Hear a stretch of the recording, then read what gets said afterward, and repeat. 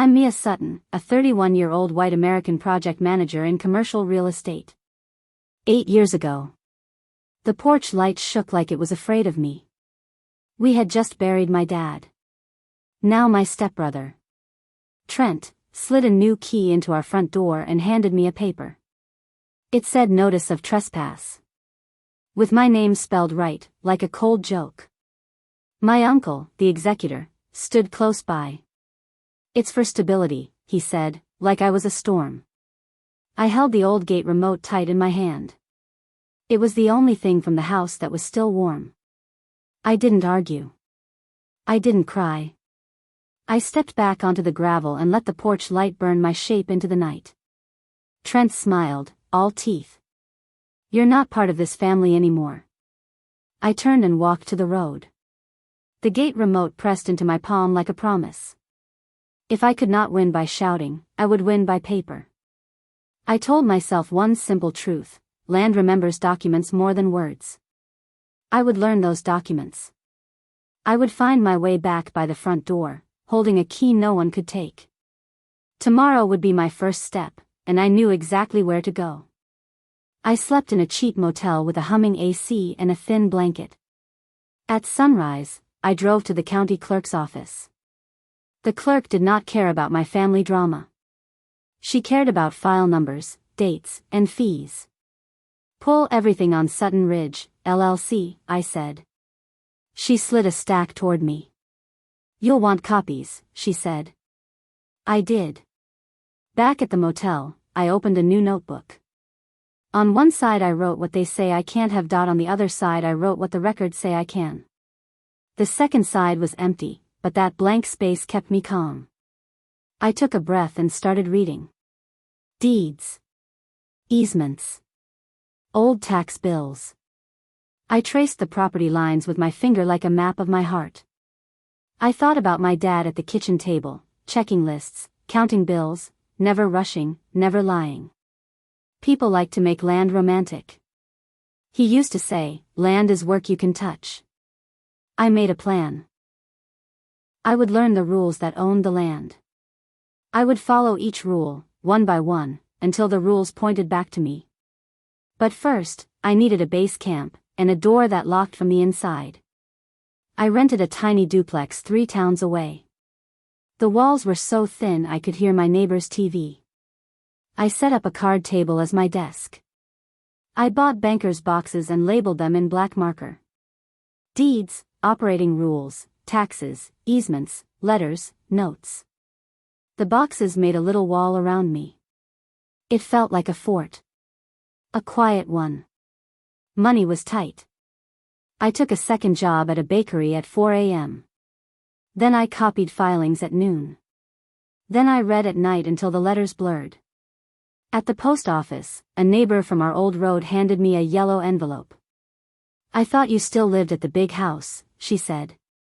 Inside was a delinquent tax notice for Sutton Ridge. Not mine to pay. But still my problem. I added a tab named Problems We Will Fix. I pinned a county map above my desk.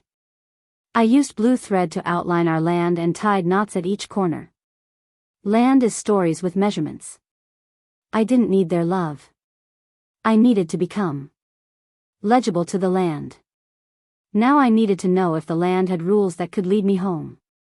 I had a shoebox from my old room that I grabbed on the funeral night. I finally opened it.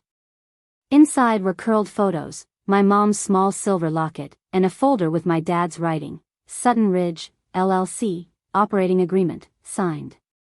My hands shook as I read. The operating agreement is like the rulebook for the land company. It had a section called Heir Operator Call Option. It said any child could buy control at fair market value if they showed a real plan to run the place and had real financing. It also said there was a right of first refusal. That meant if anyone tried to sell the land, I could match the offer and buy it first. It wasn't a trick. It was a design. My dad had written this on purpose, to stop favoritism and to protect the land from games. I put on my mom's locket and copied the options section into my notebook by hand. This was not a message of comfort. It was a map. Maps are for walking. So I stood up and took the next step. I learned to read land papers like other people read faces. The clerk taught me the rhythm: who gives, who gets, what land, what date. I bought a small scanner and fed it paper until the cord got warm. I met an old surveyor at the diner. He drew our lines in sugar on the table and said, "Creeks move, but a boundary can still hold." In the rulebook, it said the company must give annual financials to members each year. I looked for them. I found none for 3 years. That matters. When people hide required papers, clocks can pause in court. I built a stewardship plan in a binder: fix the barn roof, pay all vendors, restore pasture leases, set rules for the event barn, keep the family cemetery mowed. Not revenge. Care. Trent texted me a porch selfie. "We're good here," he wrote. I saved it. Phones forget. Screenshots remember. Next, I needed numbers, a bank, and a plan that could stand in any bright room. At the feed store I met our hay guy. He taught me to back up a trailer when I was 15. "They're slow paying," he said in a careful voice. "I'll cut hay till frost. After that, I can't carry it." I wrote down the amount they owed him under people we pay first. A few days later, someone slipped a past-due light bill for the caretaker's cottage under my door. Trent had fired the caretaker to save money. The cottage felt like someone had shut the eyes of a house and walked away. I added cottage lease to my binder. At home I did small math with a big heart: what it costs to keep lights on, fix leaks, and mow graves even when no one comes. I would not fight for an empty shell. I would fight for a home. With bills paid and lights steady. I mailed a new records request and circled December on my calendar. That month felt important. I did not know why yet. Before December came, I had one more piece to stack in my favor: steady money. I took coffee and cinnamon rolls to the old caretaker. He pretended not to cry when I hugged him. "I still mow the cemetery," he said. "I can't stand tall grass on names." I swallowed hard. He had no lease now. Just duty. Back home, I wrote my stewardship letter. It said, "Vendors get paid in 30 days, the caretaker's lease comes back, the cemetery is under a long-term plan, the porch light gets fixed." I printed it and placed it at the front of my binder. It felt like a promise I had already started to keep. My phone rang. The caller ID said home. I let it go to voicemail. Trent's voice was smooth, then sharp at the end. "Stay away, Mia." I typed his words and saved them under tone: threats. I looked around my tiny kitchen and pictured our long table at Sutton Ridge. I could almost smell coffee and hot biscuits. I stood very still and let the picture pass through me like a breeze. Then I opened my laptop and turned the option into a plan the bank would trust. The rulebook door was open. Now I needed the key: fair market value and funding. I rebuilt the land's income, line by line. I listed the event barn bookings, pasture leases, and a small hunting lease. I found old checks and new calendars and made the numbers honest. Then I wrote a clear, simple plan: Day 1, fix the porch light, rehire the caretaker, call every vendor. Week 1, walk all fences, check roofs, test smoke alarms, clean the guest house. Month 1, record the cemetery plan, restore the schoolhouse plaque my mom loved, and meet every neighbor.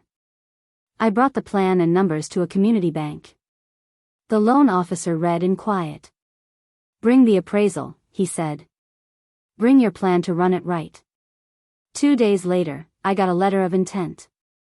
The paper did not shout. It hummed. I added the bank letter to my binder and labeled the tab funding. Now it was time to knock, by mail, and make the rulebook speak out loud. I mailed my notice to exercise the option by certified mail, return receipt requested. I attached my plan, my numbers, and the bank letter. I filed my right of first refusal at the clerk's office the same day. Ink before talk. Trent texted me a photo on the porch swing: "We're good." My uncle called about a new codicil to the will. He said it adjusted expectations. I took a deep breath. Wills decide heirs. The operating agreement decides members. Two different roads. 2 days later, a friend of the family called and offered to buy Sutton Ridge fast at a special price. He wanted to close before the ink could dry. That told me all I needed to know. I walked outside the clerk's office with my receipt. The paper was warm in my hands. I had turned their shortcut into my road. If they ran at midnight, I already knew where I would be at dawn. We met at a small cafe. My uncle brought a thin folder and shaky eyes. He slid the codicil across the table. Trent sat back, acting calm. My attorney read the codicil twice. He spoke gently, like a teacher. Wills handle probate. The land company follows the operating agreement. That document controls membership and rights. Not this. He pushed the codicil back. Trent's smile cracked. He had expected me to shout. He had expected a scene. But courtrooms don't reward noise. They reward rules. We're protecting the estate, my uncle said. You fired the man who mows our family graves, I said. Who is protecting what? We left the cafe without the codicil. Outside, my attorney said, watch for a hurry-up sale. Or a late-night transfer. People try speed when they are wrong on paper. Then we'll be ready, I said. That night, we filed for an injunction. Dawn would decide who truly owned the clock. At 2:17 a.m., a PDF hit my inbox, a purchase agreement to sell Sutton Ridge to a family friend, at a discount, and in a hurry. We were already in the courthouse by 7. The judge listened. My attorney laid out the rulebook, my option, my ROFR, and the rushed sale like puzzle pieces. The other side shuffled papers that did not fit. Injunction granted, the judge said. No sale until rights are reviewed and required papers are produced. Outside, the buyer read the order and frowned at the gate like it should open for him anyway. It didn't. The cattle guard stayed still. The gate obeyed the ink. Back at the duplex, I opened a new binder named Court. I filed the order at the front and stuck a yellow flag on a page called Accounting. The rulebook said members must get yearly financials. I had not seen them in years.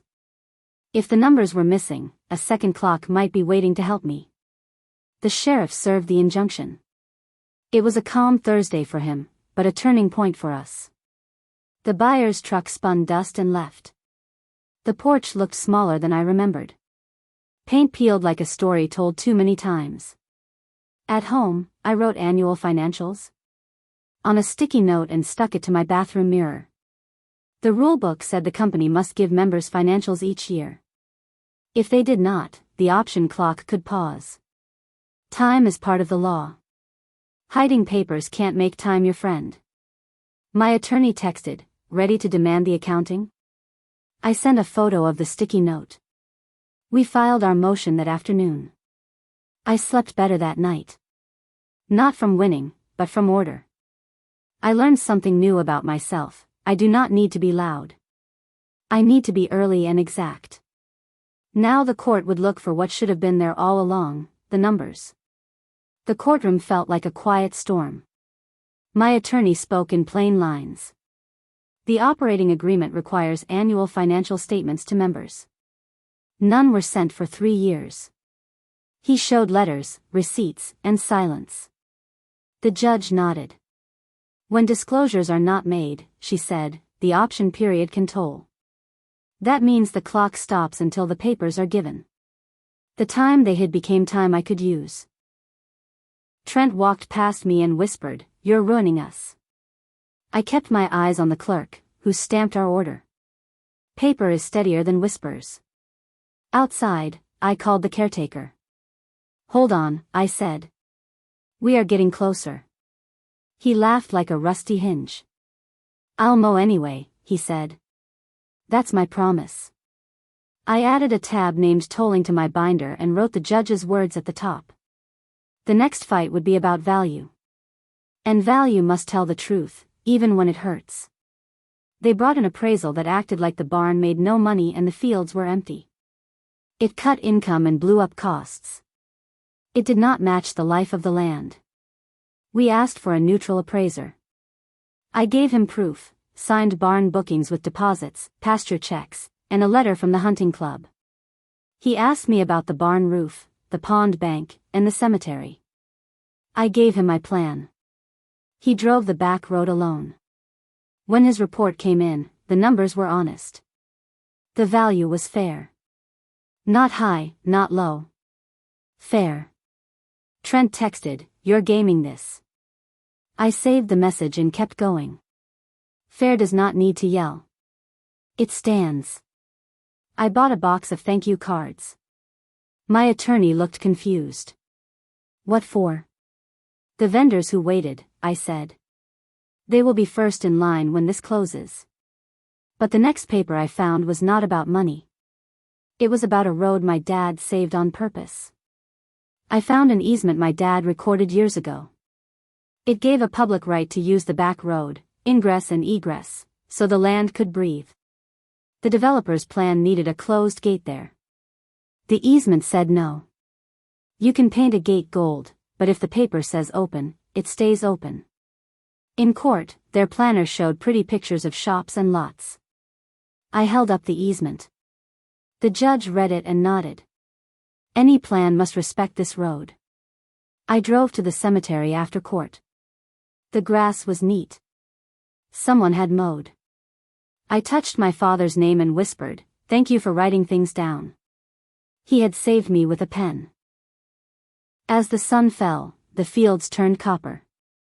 I pictured the porch light fixed, the kitchen warm, and the caretaker back in the cottage. I could almost hear laughter from the barn. Then I started the truck. Rumors were coming next, and rumors needed light. They brought a rumor, an old oil drum in a ravine, may be dangerous. I ordered a fresh Phase 1 environmental report.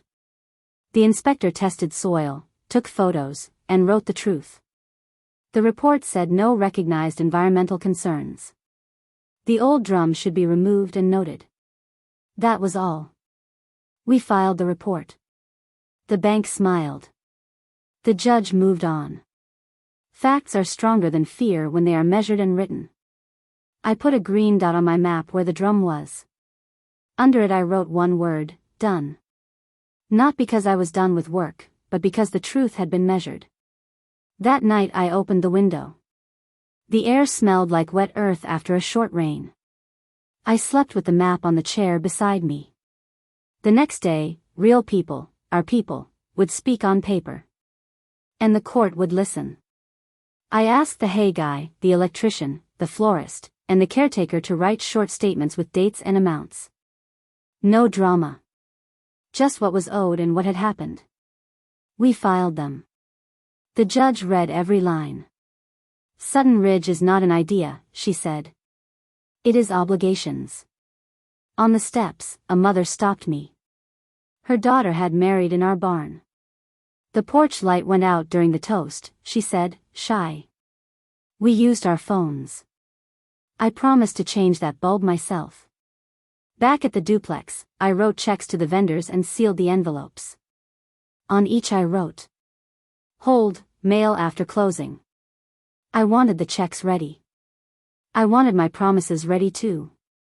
I held my mom's locket in my palm and remembered her voice, "Light means welcome." I set a new bulb on my desk so I wouldn't forget.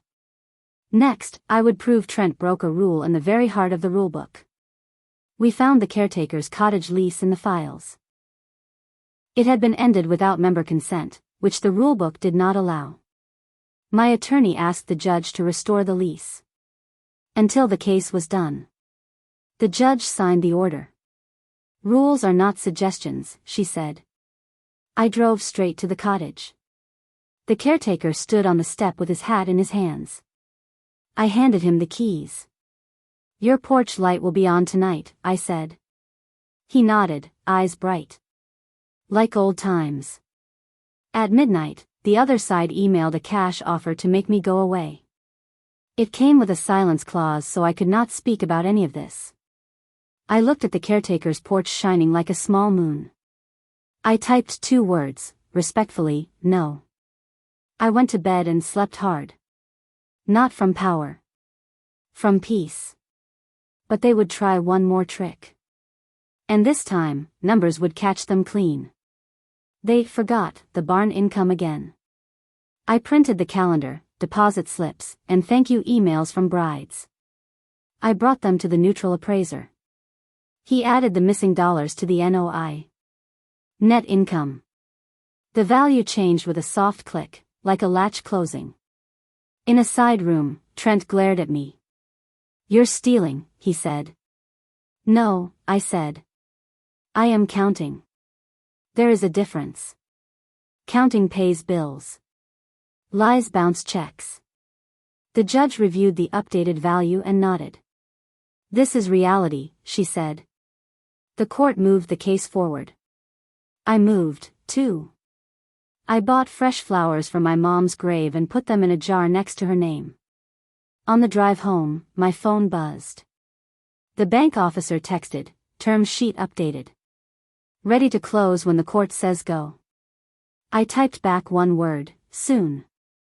But there was a secret side deal hiding in the shadows, and shadows hate sunlight. A sharp-eyed paralegal found a side letter that tried to give a developer first choice on the north pasture. It was not recorded. That meant it had no teeth in court. They brought it anyway. The judge held it up like a leaf. "Record or rumor?" she asked. "Rumor," we said. She set it aside. "Then it belongs outside this room." I walked out with my attorney into bright sun. We did not cheer. We just breathed. Paper, done right, makes air feel clean. That night I ironed a white blouse and placed my pen in my bag. I printed the scholarship form. For the community college. My parents' names would be on it. We would help local kids who wanted to work with their hands and build good things. In the morning, a cousin would arrive with claims and a spreadsheet. He would leave with a lesson about definitions. My cousin came with a kind smile and an unsigned spreadsheet. "I helped with fences one summer," he said. "I should get a share." He called me sweetheart, then said sorry. Twice. The rulebook's definitions page is where wishful thinking goes to rest. It clearly said who is a member and how units are owned. The judge read the words slow and clear. "You are not a member," she told him. "You have no standing here." He folded his spreadsheet like a lost flag and walked out. I did not feel mean. I felt steady. Families are messy. Papers are not. On the steps, my attorney bought me peanut butter crackers from a vending machine. "One more hearing," he said. Then the order. "What will I feel?" I asked.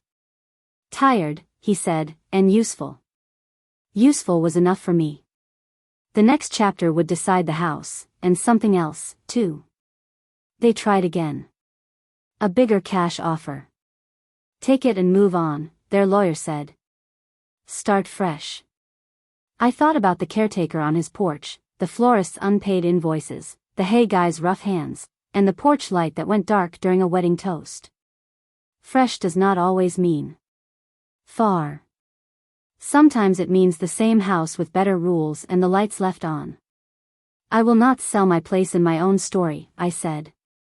"But I will give you time to pack, 2 weeks and a moving crew. No one gets shamed." He looked surprised. He had brought a fight.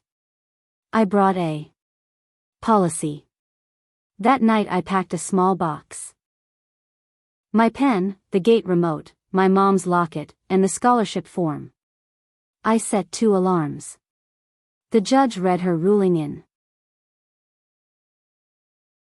a calm voice that filled the room. "The air operator option is valid. The right of first refusal is enforceable. The option period told because yearly financials were not given. Value is set by the neutral appraisal, which includes all real income." She signed. "Proceed to closing." Then came the rest. The court ordered a full accounting. It showed missed reports, unpaid vendors, and money moved without proper votes. The judge issued sanctions. My uncle lost his role as executor for failure to perform duties. The court barred Trent from any control at Sutton Ridge. The judge said one more thing: any attempt to block closing would result in contempt. Trent's face went pale. The sound of his fall was not loud. It was paper, steady and final. Outside, the bank officer nodded. My attorney handed me the closing packet. My hand was steady when I signed. Chapter 23 was the hammer. But the nail still needed driving. Next came the deed, the keys, and the day the land chose its caretaker again.